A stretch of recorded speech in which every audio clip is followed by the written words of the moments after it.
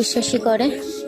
তো এই গাছটা কি স্বামী গাছ বলে, আমি জানি না। এগুলো বাবা উড়িষ্যা থেকে নিয়ে এসছে। তো আমাকে ফোন করে সকালে বলেছে যে স্নান করে একটা পাতা এবং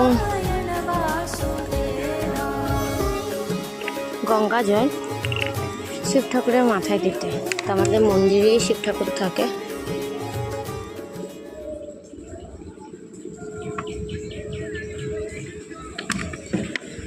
এখানেই দেব।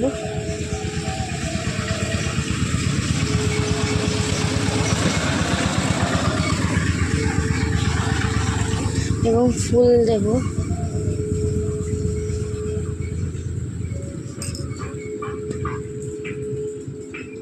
দেখতেই পাচ্ছি শিবলিঙ্গটা। পয়লা বৈশাখ সকলে যেন ভালো কাটে এই প্রার্থনা করি মহাদেবের কাছে, সবাই যেন ভালো থাকে। হর হর মহাদেব।